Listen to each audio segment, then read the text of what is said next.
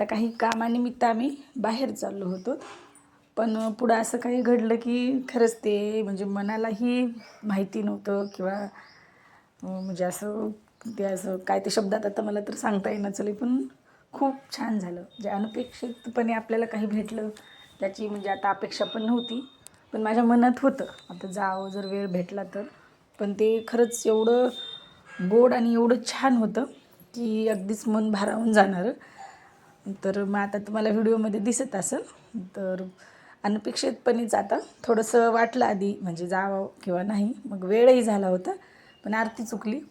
मग तसंच मला मठामध्ये केंद्रामध्ये जायला भेटलं स्वामींच्या. थोडंसं म्हणलं, मग ह्यांनाही चला जाऊत म्हणलं की हो म्हणले. आणि मग खूप छान वाटलं, कारण वाटलंही नव्हतं की म्हणजे आपण जावं केंद्रात. आता ही एवढी आस का तर स्वामींच्या दर्शनाची, कारण इथं गावामध्ये केंद्र वगैरे नाही, मग तालुक्याच्या ठिकाणी आहे, तिथंच जावं लागते. आणि तिथं जायचं म्हणलं की मग असं आपल्याला मुद्दाम तर कोणी नेतच नाही.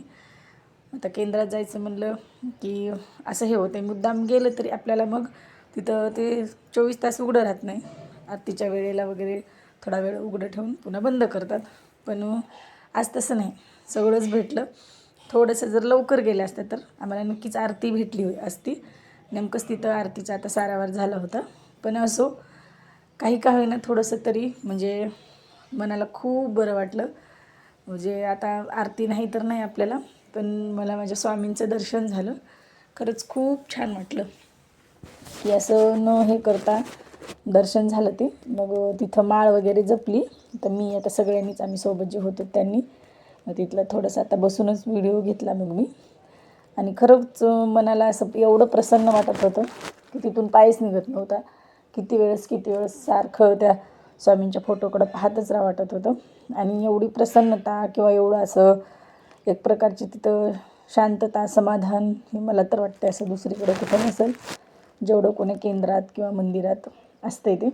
आता घरचं तर आठवणसुद्धा येत नाही असं मला तर मंदिरात किंवा केंद्रात वगैरे गेल्यास. आणि खरंच खूप छान होता माझा तो दिवस. आता हा बुधवारचा दिवस आहे. मग आरती वगैरे तर भेटली नाही, पण स्वामींचं दर्शन खूप चांगल्या पद्धतीनं झालं.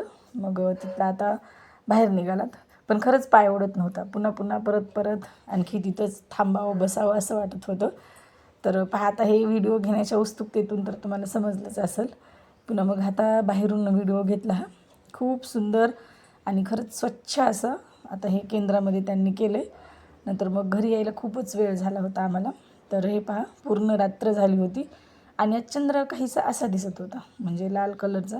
आता ते ग्रहणाच्या नंतर पहिले लोक म्हणतात की तो आणखीच तेजस्वी होते किंवा मग तो असं भाजल्या जाते, तापल्या जाते.